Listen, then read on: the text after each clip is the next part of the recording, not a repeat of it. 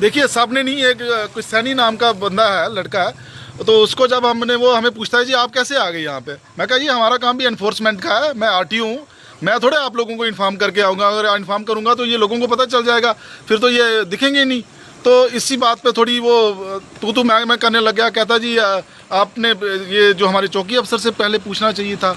मैंने कहा मुझे ज़रूरी नहीं है पूछना किसी को, हमारा अपना इन्फोर्समेंट डिपार्टमेंट है, हम वायोलेशन खुद चेक करते हैं। तो इसी बात पे वो फ्यूरियस हो गया और उसने कुछ बदतमीज़ी की। इसके बारे में आप क्या डिमांड करोगे? मैं डिमांड करूंगा कि ऐसे लोगों को ऐसी सेंसिटिव जगह पर ना रखा जाए, क्योंकि अगर ऐसी जगह पे इस तरह के लोग होंगे तो फिर वायोलेशन रुकेगी कैसे, बढ़ेगी वायोलेशन, रुक नहीं सकती फिर वायोलेशन। लेकिन सर ये जो ओवरलोड का धंधा है ये आज से नहीं, पिछले 3-4 साल से कंटिन्यू हो रहा है, लेकिन इस पर कोई भी ध्यान नहीं दे रहा था।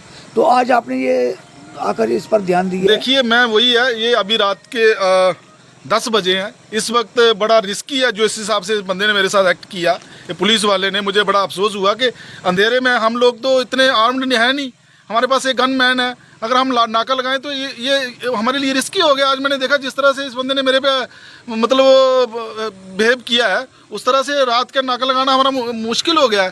तो मैं पहले भी यही सोचता था कि रात को नाका लगाना हमारे लिए सेफ़ नहीं है, लेकिन फिर भी मैं अपनी सेफ्टी की परवाह ना करते हुए मैं कोर पुन्नू तक खुद पहुंच गया, इसके यहाँ सोर्स पे, यहाँ पे कि वायोलेशन होती है। लेकिन जितने भी मैंने ओवर वेट जो वायोलेशन करते हुए ओवर वेट और ओवर हैंग करके चल रहे हैं व्हीकल्स, उनको हमने चालान किया है। तो बाकी मैं समझता हूँ कि एसएचओ जो राजबाग है और डीसी साहब को भी मैंने ये जो मुझे इस नाम नहीं इस लड़के का पता, पूरा क्या नाम था इसका भाई, सैनी का है, राजकुमार सैनी। मैं चाहूँगा कि इसके खिलाफ अप्रोप्रिएट एक्शन लिया जाए। मैं एसएचओ साहब से बात की है, तो एसएचओ साहब भी शायद उसके खिलाफ एक्शन लेंगे, मेरे ख्याल में वो करना पड़ेगा उनको, क्योंकि अगर इस तरह के लोग इतनी सेंसिटिव जगह पे हैं तो फिर आप ये उम्मीद नहीं कर सकते कि यहाँ पे वायोलेशंस नहीं होंगी, क्योंकि ये हमें वायोलेशन का मतलब जो हम रोक रहे हैं वायोलेशंस, हमें ये नहीं करने दे रहे कि हम वायोलेशन रोकें, तो बाकियों को क्या फिर ये क्या करते होंगे। स्वागत है आपका आरटीओ साहब हमारे जेके वार्ड न्यूज़ चैनल में। अब आपने आज कोर पुन्नू का जो दौरा किया उसके बारे में क्या संदेश पहुंचाना चाहते हैं जनता को? देखिए बड़े दिनों से मैं नाके आगे पीछे लगा रहा था, इनके जो कोर पुन्नू जो क्रशर है, यहाँ जो एरिया है, यहाँ से जो डंपर जाते हैं हम रास्ते में उनको पल्ली में पकड़ते थे या फिर नेशनल हाईवे में पकड़ते थे। आज मैंने सोचा कि इनको इनके सोर्स पे जहाँ से ये चलते हैं उसके आसपास नाका लगाया जाए।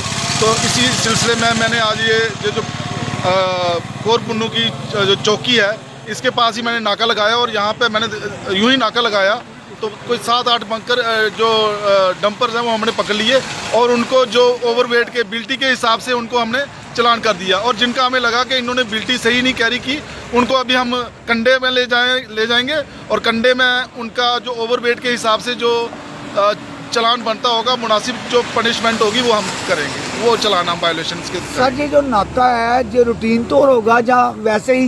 देखिए रूटीन नाका मैंने पहले भी कहा है कि हम एमबीडी का नाका रूटीन नाका नहीं हो सकता, क्योंकि हमारे पास उतना स्टाफ नहीं है कि हम हर जगह पे हर पॉइंट पे नाका लगाएं। हमारा नाका सरप्राइज होगा, रैंडम होगा, और रैंडमली हम कभी भी किसी भी लोकेशन में हो सकते हैं और कभी भी हो सकते हैं। और हम जो भी उस वक्त हमें वायोलेशन करता हुआ पकड़ा गया तो हम उसको माफ़ नहीं करेंगे, उसको मुनासिब चलान करेंगे,